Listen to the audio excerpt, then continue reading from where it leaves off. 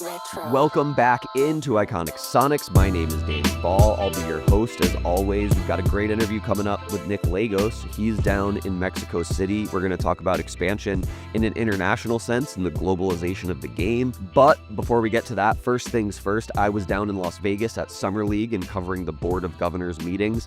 So I want to talk to you about what was said, what my takeaways were, and what I heard from some sources around that topic. All right, Vegas Summer League 2025, the Board of Governors meeting. Let's get into it. Here are my notes. First off, I saw the overwhelming response on social media to what Adam Silver said, and I'd like to kind of get into it a little bit. And I know that it's semantics at this point, but I do think that this is what we were hoping to hear.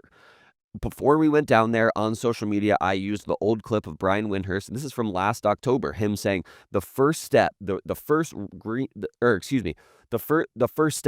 red light in F1, the start your engine signal, will be Adam Silver coming out and saying, we are going to formally look at expansion. That's what we heard. Now, look, on a scale of 1 to 10, I think this is a 4.5, maybe a 5.5 at best of what we heard. And yes, I heard from sources that were at that meeting that there are some owners that aren't as excited about expansion now. At the same time, Adam Silver made sure to come out in that press conference and say things that that the owners okayed him to say, and they all agreed on what the narrative would be. He said, sides have not been formed. There's not a side of in favor of expansion and against favor, but there are people that are more excited and people that are less excited. And so knowing that, I can see people getting upset at that, but I don't understand a lot of the frustration with what Adam Silver said when we did hear going into this meeting that that's what needed to be said. He needs to come out and say we're formally exploring expansion, and that's what he said. So I think that's a good sign. I think there's some more work to be done, and I'm about to get into that around all of this. The next Board of Governors meeting is in September. That will now be our next checkpoint. That'll be the next time that we get an update on what's going on with expansion. And I understand, to all those people that have been here throughout the entire timeline, Seattle should not have to prove itself. I see that all the time in our comment section, and I understand. I get it. However, we have the best case. And I get that we shouldn't have to make that case, but we are the best city for an NBA team to come to in the world, bar none, period, end of sentence, all of that. So if you are in a position to do that and you are the current Kraken ownership or even a Jeff Bezos, look, I don't love the guy, but if Jeff Bezos was to come in and say, Seattle's ready for an NBA team, I'm going to be the one that runs it, here are all the partners and billions of dollars that I'm bringing with me, the NBA would jump at it. And so I get that we've been patient and I get that we shouldn't have to make the case, but there's a way to pitch the NBA and say, this is why you need to be in Seattle. This is what's great about it. This is why it would work. And the whole presentation could only be about the future. Your last slide in that PowerPoint could then be, oh yeah, and there's 41 years of history that already took place here. The case in the present timeline is so strong that you wouldn't even have to mention all of the history that comes with Seattle until the end. All of that being said, I think that this is a case of the tortoise and the hare, but not in the traditional sense. We've seen that taking it slow maybe isn't going to work. It's not going to force their hand. It's not going to happen that quickly. To add on to that, we did speak to people inside the current Kraken ownership groups. They have had internal meetings about what was said down in Vegas. However, they haven't said anything publicly. They don't think that it's really their time to say anything publicly because the NBA is not taking specific bids for specific cities yet. And that's true. Adam Silver has come out and said that they're exploring the idea of expanding at all. That is true. At a baseline level, that is true that the NBA isn't taking those bids now. And so I totally understand that sentiment. At the same time, I think that what would be a smart move is to now make some sort of blanket statement about how great Seattle is and how ready we are. And it doesn't have to be a formal bid, but just some sort of public acknowledgement that Adam Silver has now placed this starting line here. He said, start your engines. He said, it's really day one now. Just make some sort of statement, come out and say, hey, we're ready, on a big level. And it's great that we have Lenny. We've got a statue up now of an NBA player. So there are things that have been done and things that we can do, and I think that I want to see them take more of an action of really forcing this issue now that it's out there. And I'm not saying that we have to get too far ahead of what the process should be, but if it is on the bottom line of ESPN and it says NBA to further explore expansion, that's what we've all been hoping for as fans. That's what we've been hoping for as a city. And so now is the time to strike. And I'm not saying that you have to do something extravagant, but I do think that publicly coming out and saying something about this city being ready should be done. I think it can't hurt at this point. If they're looking at it, might as well say, hey, we're ready when you guys start looking seriously.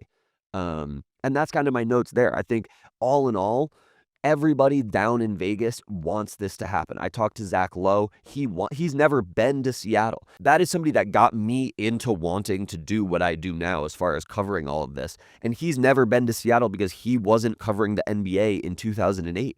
And so he talked about wanting to come up here, having been up here outside of work, one time. But everybody that I talked to, from him to players to interns to everybody that was working summer league, attending summer league, even coaches.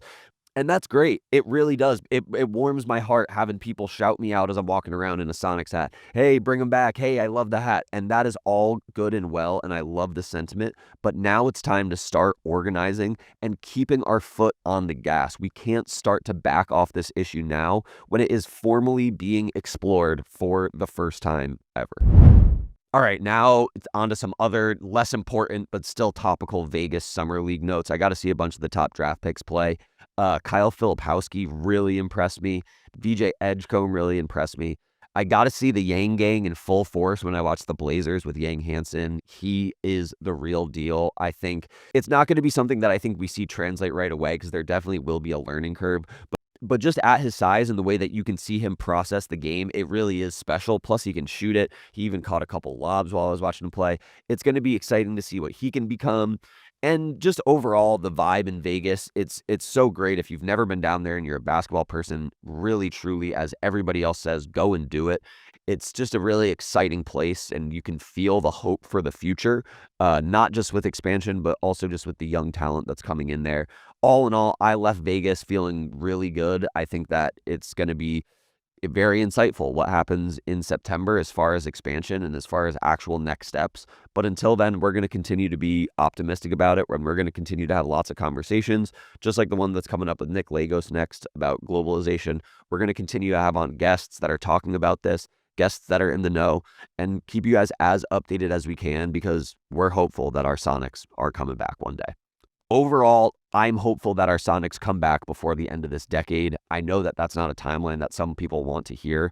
With them saying that there was no timeline around this, it doesn't feel like it's going to be a very quick process. And even to us, the Kraken ownership group said that patience is going to continue to be key. So it may be some of those slower timelines that we've put out on social media before. But all in all, I am faithful that our Sonics are one day coming back. And so thank you guys for sticking with us. We're going to try to keep you guys updated and get you guys as much insider information as possible. So keep sticking with us, keep rocking with us. We really appreciate it. And now let's get right into that interview with Nick and talk about globalization of the NBA. Ladies and gentlemen, we've got Nick Lagios with us. He's joining us from Mexico City. He's been down there since 2021. He is a general manager. Nick, how are you doing? Doing well. Yeah, thanks for having me. And my first real basketball memories, I remember the Supersonics, and then I'd play them in the video games. And I'm from the other side. I'm from the East Coast, Portland, Maine. But always appreciated the Supersonics and the passion of sports. I'm a Patriots fan too, so I'm sorry about the Super Bowl, but yeah. All of that could have been changed if we just handed the ball off on the 1 yard line. But that's, thanks for being honest with us. Give it a little bit of Supersonics love, and that I think that makes up for the Patriots fandom. I want to talk to you about international basketball. Obviously, you've been down in Mexico City since 2021. What can you kind of just introduce our audience to about your experience and your kind of journey of basketball internationally? Yeah, so in 2020, 2013, 14, I was working for Stanford basketball, but my passion my entire life was always internationally anything. I just wanted to live abroad. I always thought I'd work for an embassy or something. So I worked at Stanford, great experience. Had a tough loss at UW, won at Washington State. But then I met someone from Australia at the Final Four, so I went to Australia for the year. There's a work holiday visa, and I just worked the basketball scene down there. It was one of the most amazing experiences of my life. I worked with the national teams and then the Sydney Kings as well before the NBL really got rolling to what it is right now. And then Mark Madsen went from Stanford to the Lakers. So when I came back from from Australia, he connected me with the Lakers, and I just kind of worked my way up there for 5 years, mostly G League. And then I heard about Mexico City having a G League team. I'm like, wow, that's like perfect. I don't have to move across the world. I get to stay in the NBA and G League bubble and help expand the sport overseas. So they hired me as general manager of the Capitanes for 3 seasons. Loved it. Great experience. And then for 1 year now, I've been working in the Mexican League actually with the Diablos Rojos. So they have a baseball like empire here. They have one of the most amazing stadiums for baseball. Like the MLB games are normally down here. The Robinson Cano is playing here, Mariner, and then they're a powerhouse. And then they're like, "Hey, we want to start basketball," and I'm like, "Well, I'm already in Mexico City. I have to move." And we won the championship last year in our first year actually, and we're 2-0 so far, and they won the softball championship too. So they're kind of like a Real Madrid type model where you have different sports under one umbrella, and it's been an amazing experience. And yeah, I've loved it down here. That's exactly where my mind was going. It does sound a lot like Real Madrid's makeup. Um, as far as let's jump back to the Capitans there. Yep. What was it like introducing basketball to that market, and just what is the fandom of the NBA and even just the game at large like down in Mexico City? So they were in the LMBP. That's the first division in Mexico. There's like 4 different leagues in Mexico, but LMBP is the first division. They were in it for 3 seasons, and so they kind of had a fan base going a little bit. But when they jumped to the G League, I think our first year we were in Texas because we are in Fort Worth because flying across the border and COVID was tough. Second year, I think we averaged about 4,000 fans. And then my third year, we averaged 8,000 fans for G League, which is pretty remarkable. And then this past season, I don't know what the average was, but when the Lakers came down, South Bay Lakers came down, they almost sold out the place. It was like 19,000. So the and then going to the NBA games here too, they sell out in like 20 minutes. So they used to do 2 games. I think now they just do one always, but they sell it out in 20 minutes. So there's obviously a lot of basketball interest in Mexico. There's obviously soccer is king, and then you have maybe baseball, then basketball, and then boxing is somewhere in there as well. But the interest, especially in NBA, is massive. We're trying to shift that interest to the local leagues. We have the same issues in Australia where everyone loves the NBA, which is cool. But then getting people to start focusing on the league, right, in Sydney, Melbourne, all those amazing cities, and that has actually happened by working closely with the NBA, as they had like LaMelo, and they have Malik Lewis, the guy that I worked with a couple years ago down there right now. But yeah, long story short, huge interest here in Mexico. It's just kind of shifting that interest from NBA to the local league now, but it's 8,000 people game for G League's massive. Yeah, that's unbelievable. I think what my mind also goes to is kind of asking that marketing question, right? Of trying to shift that focus. Obviously, a lot of times leagues internationally or, G leagues or even smaller colleges start to get attention when guys do make it to the NBA. Yeah. Can you kind of talk about what the difference in your mind is of, if that's the pipeline of getting eyes on guys, are there guys that are ready to kind of make that jump, especially if we're talking about adding 2 teams in the NBA, that would be 30 more roster spots. But what's the talent level like and what's that look like in comparison maybe to even just how the game is played in the NBA? So with the local league, it's kind of difficult in my opinion because we have 8 imports and we have 4 Mexican-born spots. So in other leagues, like in Australia, Puerto Rico, it's 3. You can have 3 non-Puerto Ricans, 3 non-Australians. We have 8. So if it was up to me, I'd probably have like 6 Mexicans, 6 foreigners, or maybe 4 foreigners, 8 Mexicans. So that makes it a little harder. So, talking about talent, very, very high level. Most of these guys have been playing internationally for most of their career. Not many of the guys are like former NBA. We played against Kenneth Faried in the semifinals last year. That was tough. But usually it's guys who've been playing in the Latin America market for a while. We have Alfonso Anderson with us now. Malik Dime, he was with us. So they played at UW, and now they've been playing Venezuela, Argentina, Chile. High level, I would say we're similar to like second division in Spain. A lot of our players go second division in Spain, and they'll come to us. So not NBA level, but still high level basketball for sure. More than we're higher level than what we get respect for sure. And in terms of like the talent that you're talking about, if you had to fill two more rosters, I was just thinking like yesterday, the way that you have to build a team now is that you can't have like, it's not like 2008 where you have Pau Gasol, Bynum, Kobe, Garnett, Ray Allen, Paul Pierce. Like you can't do that anymore. So I think like I don't know what other teams are going to do, but if you're OKC or someone, Celtics, you can't hold on to three of your stars, so they're going to have to go somewhere. So I think it will kind of happen organically, and there's tons of talent in leagues, EuroLeague, Euro Cup, where they could and they get paid more right now in their league than they would in an NBA. I don't think that would be an issue whatsoever. Yeah, we had Jeff Green on a few weeks ago, and I asked him about who the Nuggets should surround Nikola Jokic with, and he was like, excuse me. I asked Jeff Green about who he would start a team around if he was going to pick one person. And he kind of escaped my question, but it was a really good answer because what he talked about was building a culture rather than trying to focus it around one guy. And I think that's a really good point, especially with the new second apron stuff and just where the league is headed. I think that's a really good point. One of the other things that I wanted to talk about was I watched Court of Gold, the USA basketball, or excuse me, it was the all of the Olympics basketball teams. One of the things that popped out to me was at halftime, Nikola Jokic is yelling at his teammates. I always referred to this position on the court as the wing. Nikola Jokic was saying when Kevin Durant is at the 45, and I realized that it was a small difference, but the way that Nikola Jokic was taught basketball was that the wing is the 45-degree angle.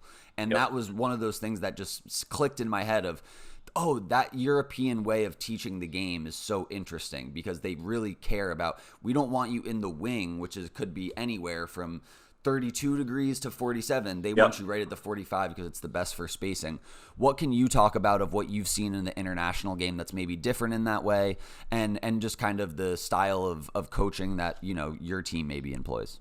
Yeah, that's a great question. I've learned a lot. So I came in, we had like a 2-month off season. So I started with interviewing coaches.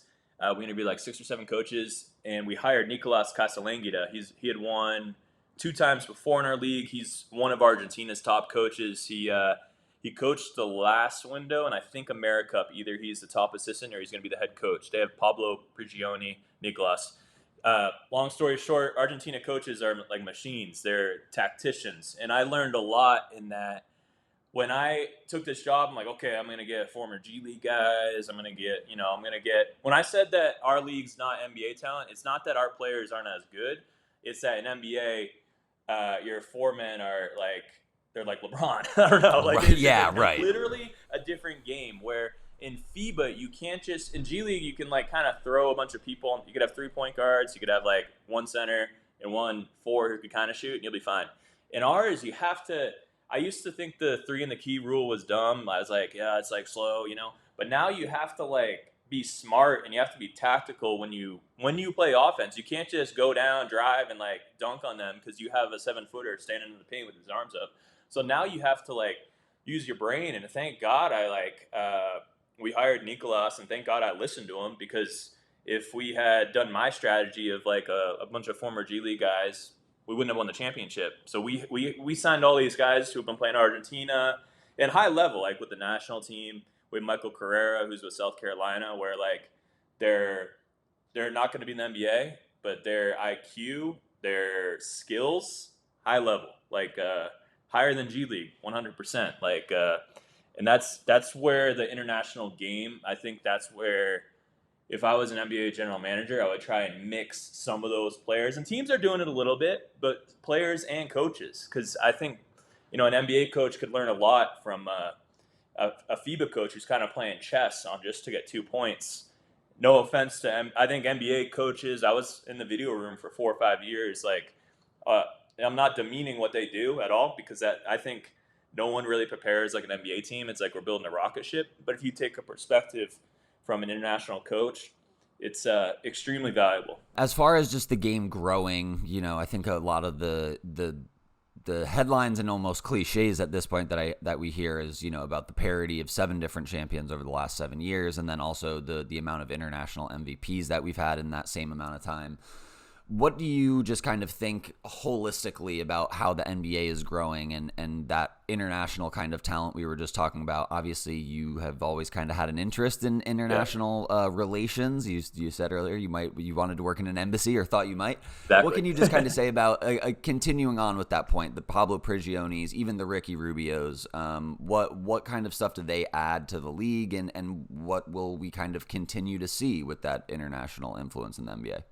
Well, I think before I go to the international influence, I think that NBA is actually getting a big assist from NCAA and NIL now, because now, and we're seeing in Latin America now, where before everyone would just go to Spain. Argentinians would have their Italian passport, so they'd go to Italy, Spain, whatever. Dominicans would go to Spain because they have like a Cortino passport, so they count as a local in ACB. Now it's like, okay, instead of going pro at 16, 17, I should go to NCAA, So now, like, I think Europe, they're kind of battling it. I don't know what the plan is. And then a lot of Latin American players, instead of going pro young, they're going to start going NCAA, like the Illinois team. So I think that's super interesting. I think it'll be interesting what happens after college for a lot of those guys.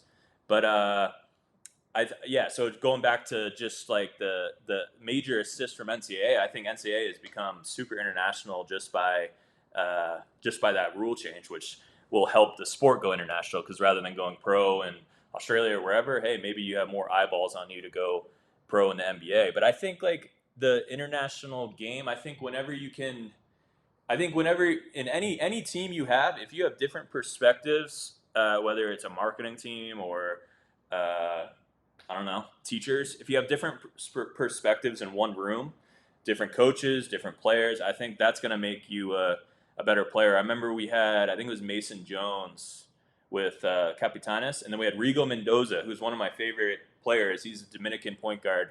He's with Astros now.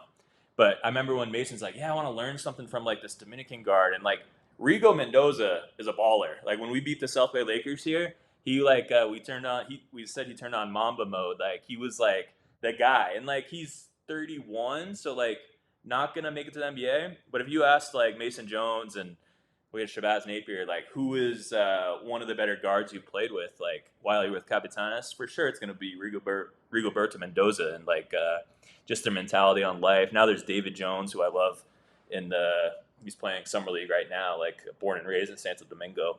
I think when you get different perspectives, experiences on a team, I think it helps you. And then there's different styles of play, obviously, which all helps. Yeah, both my parents are teachers. They would definitely agree with you. More perspectives in a room, always a good thing. You just mentioned Kobe Bryant. We're talking about international hoops. I always, as a kid, remember just seeing the footage of him in China and how polarizing it was, of these, city streets flooded and him, head and shoulders above everyone, kind of looking out. I don't know if that is really an effect that you can replicate, but have you seen any superstar guys, or are there any guys that maybe just are in the NBA that are favorites in Mexico City, and kind of, maybe not, again, at that Kobe level, but just fan favorites within that region? I know Luka was always popular because he spoke Spanish when he was down here, which was big. Yeah. I'm trying to think who else. Obviously, Jaime That was the Jaquez. Clip with Blake Griffin, right? Yeah, he's like, yeah. I mean, that Blake was put in an impossible situation. Yeah. But I think Luka, I'm trying to think. You definitely see a lot of Pau Gasol jerseys. I think the most popular team would be Miami, Spurs. I'm not sure if it would be Lakers. Lakers are kind of everywhere. But I think it would still be Miami and Spurs, but I'm not 100% sure. But I still go back to Luka as like, that was my first thing. Then Jaime Jaquez, but he might potentially play for the Mexico national team, from my understanding. Oh, very cool. Very cool. Yeah, I guess that's actually a good place to go too, as far as like the Olympics and just the FIBA side of it all. What's the passion like down there? Obviously, in the U.S., it feels like we only care about it every 4 years. Yep. And I think that's kind of a disservice, honestly. Yep. And even the way that the USA builds the roster, and I don't really think that's on Grant Hill and Team USA guys. It's just guys don't want to play in those off years. What's the difference internationally when FIBA is such a big deal, and especially I guess down in Mexico? What's that kind of look like? Well, I think it's like the Mexico pride. Like everyone says, like proud to be American, you know.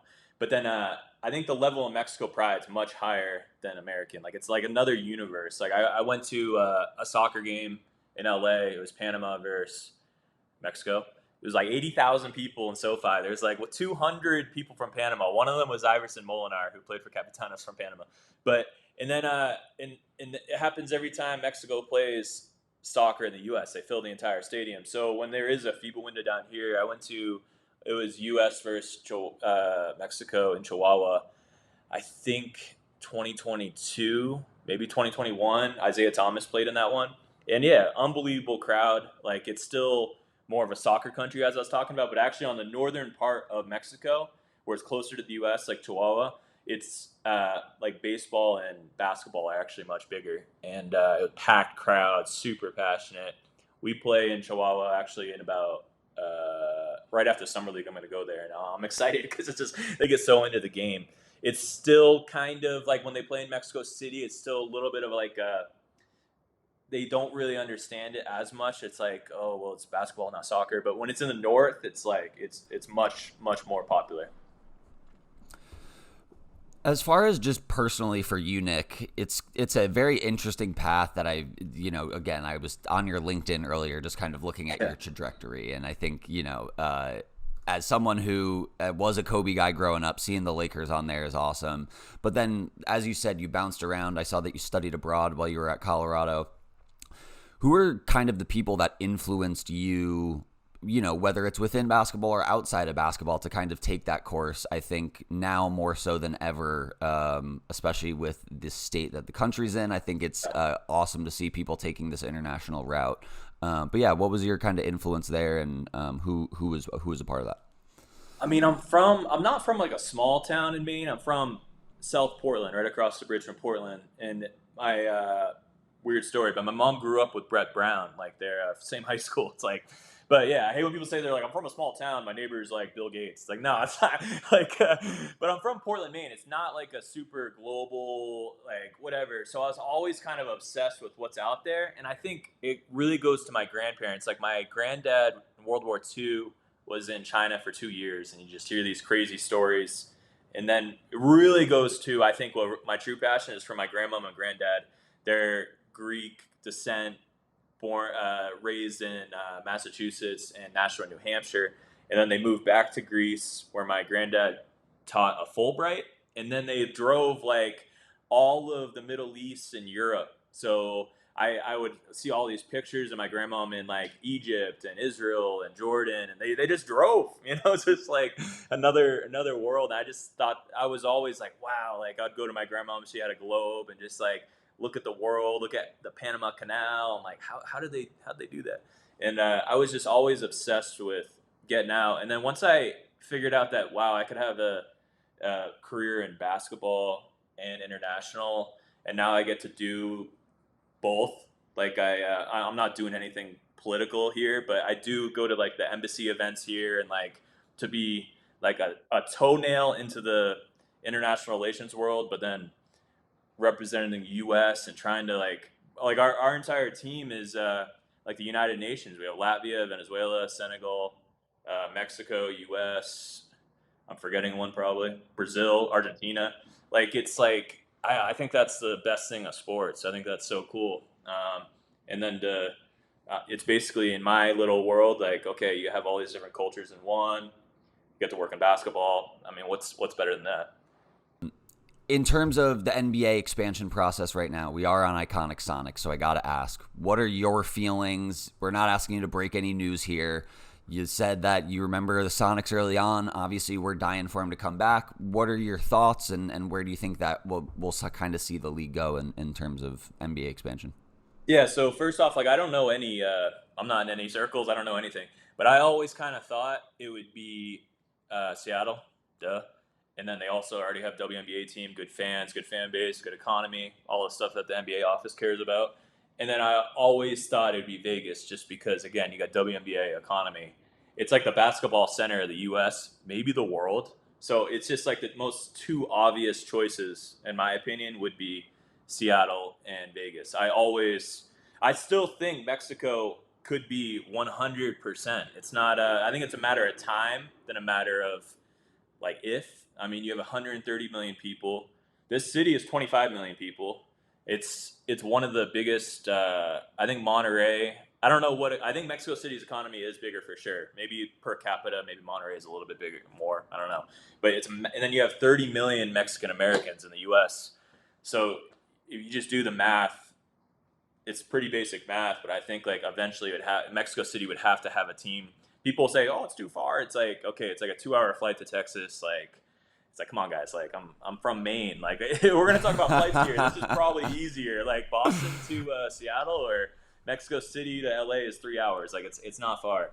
So I Exactly. do think. I mean, I think the most obvious thing would be like Seattle, Vegas, and I do think Mexico City at some point, 100%. It just these things don't happen overnight. It takes some time, and there's just like so much that goes into it. That's not like the court, the game, that's cool. Like NBA Mexico Week, totally cool.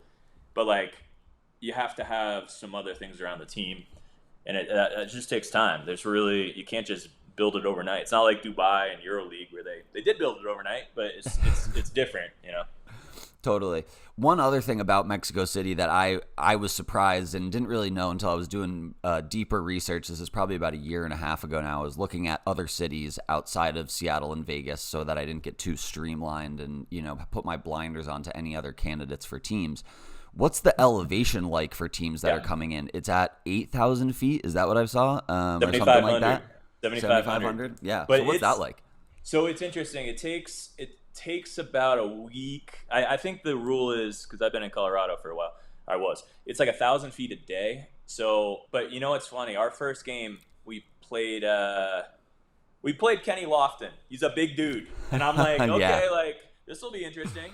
And Kenny buckets gave us buckets. He kicked our ass, and I was just like, if this bigger center 5'4" type player can smoke us, it's like I I think in soccer it's more difficult. And the Mexico national team used to never lose at home, like at Azteca, never lose because a lot of the players played at America, Cruz Azul, and they would train at high elevation. I don't think they lost at home in like 20 years. I don't know if the streak is still going because you're not stopping. I think basketball is a little bit different where you go for like maybe 2 minutes max, and then there's a whistle, you can catch your breath. I think soccer more difficult where it's literally you can't like call a timeout and catch your breath or foul someone.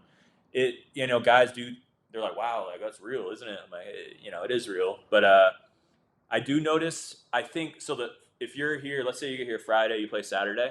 Saturday you're okay, but if you play a back to back Sunday or Monday, that's when usually players feel it a little bit more. But long story short, it's not as impactful as I thought. I thought like, oh, this is gonna be a big problem. But if I mean, I'm sure it helps for sure. Obviously, it's just science, but it's not like you can't play here type thing. No. I was worried. I was like, oh, is this going to be like guys aren't going to be able to run down the court? Are we going to play in Monterey? But no, it's all right. But it's just like professional athletes and respect to Kenny Buckets. I'm not demeaning him. He's a big dude, but he is an unbelievable athlete. Like he was. I love watching. Got an older style of game, but it's still working for him, which is great. Uh, the international style of play also comes with a different set of rules. We've heard talks of guys starting to talk about should we look at moving the NBA to 48 minutes? Should we adopt that international goaltending rule? Which personally I think they should. I love that stuff. Yep. What kind of changes like that would you want to see, or would you like to see in the game? I did not like the 40 minutes. So I've like it's kind of funny. Like if you I used to hate on like the three in the key. I used to hate on the 40 minutes. I really like both because like 48 minutes, you can kind of like mess around. Even the first half, third quarter, okay, whatever. But 40 minutes, like if you get down 10 going into the fourth, it's like you're on thin ice. Like you're really like, and it's harder to score in our league. So like and it's a little more exciting. And I think like less games gets complicated. I think shorter games gets complicated too in defense of 40 minutes. Like I don't think it's all perfect. But I do like 40 minutes. It's like a more exciting, straight to the point. You can't mess around. You can't go down 30 and then crawl back. Like there's just not enough time. So that grew on me. I don't know the economics of a shorter game. I know less games is hard. And then the three and the key, I think like you have to be creative to score. And like I would after working in our year, and then I started going to G League games again. Obviously, watching NBA, it's like it's just not that creative a lot of the time. Obviously, in playoffs, when the defense like clamps up a little bit, it's like real basketball again. Like Indiana's moving, like it's like dribble handoffs. You're all like, but then like in the regular season, G League, NBA, it's like okay, dribble down. Like let me show you my step back real quick shot. It's just like long rebound, chase, throw it over your head, fast break, dunk. It's like I don't know, like there needs, and with a three in the key, you can't play like that, or you're going to be down 30 pretty quick. Like if you had Giannis in the middle of the paint, yeah, just go drive on him and see what happens. Like it's not going to work out. And I think we did see that with the Olympics. Obviously, the Olympics is always going to be a very watchable event. It's just country versus country, but the games were just so intense, and it's a little more physical when the paint's packed a little bit more. I think. A lot of the EuroLeague old heads are saying, "Oh, it's a better product." I don't think they're wrong. I do think a lot of the games are better. I think like obviously Americans are the most, or the NBA is the most skilled, but the tacticians that the tactical side of the game it's fun to watch. And with WNBA, I think you see a lot of that too. I think like you can't just drive down and outside of Caitlin Clark, which is amazing to watch, but you have to really run some good plays. You have to find your players. You have to get them open. When in the NBA, they're so talented a lot of the times, and the style of play is like, okay, just go, man. You know, you got it. You got the rock. It's just like, yeah, they grew on me, but I don't know. It's hard to change those things, but they really did grow on me for sure, which I never thought I would say because I used to get in heated debates with FIBA people. That's great. That's great. Yeah, what I was gonna say is, Asia Wilson's a 3-time MVP. They still got to run sets for her to get her the ball, and I think that is a beautiful part of the game. And again, nothing against Shaq and just dumping the ball into the low post and not having to do anything other than get the hell out of his way. But I think there's a lot of beauty to both the WNBA and the international game for sure. All right, Nick, we jumped off and then we got talking about NBA Europe, so we figured we'd jump back on. Let's just talk about what you've kind of heard and what you're seeing in the league as far as the expansion kind of process goes over there. Obviously, they wouldn't be coming over and playing games domestically, but what that new league and new partnership kind of looks like for the NBA. Yeah, so I think it's all what I'm reading, and I read a lot of the like FIBA things, podcasts. Even the NBA has mentioned some things. So basically, my knowledge is that there obviously is EuroLeague. EuroLeague has been king there for a long time. Now the NBA is like, okay, either we're gonna join that, or we're gonna work together, or we're gonna do our own type NBA Europe. And I think it's going to be interesting to see how it plays out. Not sure how it plays out. Not sure what teams decide to join NBA Europe. But what I do know is that whenever the NBA does something like that, whether it's BAL in Africa or their academies across the world, I mean, usually it's pretty successful. Their corporate sponsorships, their TV deals, media deals are probably second to none. So it'll be really interesting to see, and I hope, because as I was talking about before, I love the just the EuroLeague, the passion, the style of play. I hope that the two can work together, but I think this goes to a longer just vision from the NBA, where they have academies across the world. They have Next Stars program in Australia, and then I think it just kind of makes sense to have they have a G League team in Mexico. Okay, like you can kind of see where the NBA is thinking. Like it's not just the U.S. I know like the NFL is trying a little bit. Like they had the NFL Europe, didn't work. Basketball is different, where it is one of the biggest. It is the biggest sport in like the Baltic region of. It's already like you have 20,000 people going to games in parts of Europe. So I think that just goes to the bigger idea what the NBA is thinking, where we're not just the U.S. We're going to look at really the rest of the world, and that's why Latin America, Mexico, 25 million people here. It's basically close to the U.S. It's basically the capital of Latin America. People will say us in Miami, but it'll be. And I think that kind of fits in with their business model. Yeah, that makes sense. And I guess the other thing that makes me think of is the way that the AAU system is set up in the U.S. I feel like very early on, one of my first internship was working for a trainer by the name of Steve D'Agostino. He was great. He played internationally after playing in college, and he would always talk about how they had it figured out with the club system, especially over in Europe. Yeah. What's that kind of look, or what do you think of that? And do you think that we need to change how AAU is set up? I mean, I feel like that maybe is too flat of an answer, but yeah, just what can you kind of talk about the way that they, run youth basketball?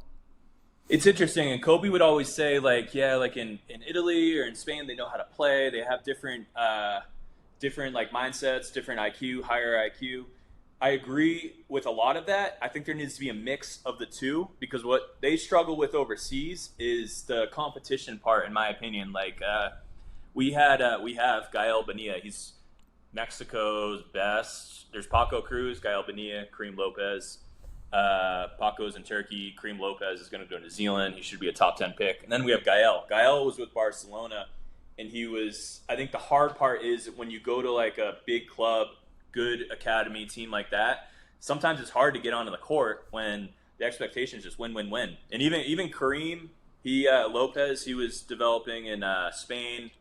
We have this Latvian player on our team right now. He's 22 as well. He was developing in Spain. So yeah, their IQ is a whole nother level. But the competition part that the US really has down is great. You get to play a lot of games, too many for sure.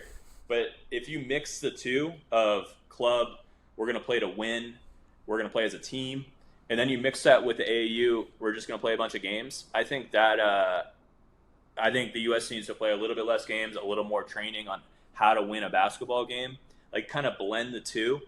And that's the perfect formula, because they do a great job with developing skills and the brain part of the game in Europe. They do have to do better with the competition part, in my opinion. Got it. And I'm sure that's what the NBA will kind of try to focus on as they blend those two together as well. 100%. And I'd be curious, because I know the BAL, they have the NBA Africa Academy in Senegal, and it's like 40 kids, and a few of those kids on each team, they play on a BAL team. So then it's like, okay, you're training, you're learning how to play basketball, and now you're going to play basketball to win games. And I think that's kind of and then that kid, he went to Duke, and now he's going to Phoenix. Yeah. All right, Nick, thank you so much for being with us. Where can our people watch your guys' games, and where can we find you, and what should we check out? Yeah, I mean, we got two UW guys. So Malik Dime. There you go. Perfect. And Alfonso Anderson. So we play, it's actually all on YouTube Live, like the Puerto Rican League and LMBP. It's all on YouTube, which I think is awesome. Like, obviously, the economics of it, not sure. But all the games are on YouTube Live on LMBP. And our team name is Diablos Rojos. You can find it on Instagram. Yeah, and I hope the best for you guys in the Northwest from the Northeast, Maynard Nick. But I really do hope that Seattle gets a team eventually, and it'll be an amazing when the team does finally come back. Well, we appreciate it. We appreciate the well wishes. Best of luck to you guys down there, and we hope you have a great season. Thanks so much for joining us. Thanks for having me.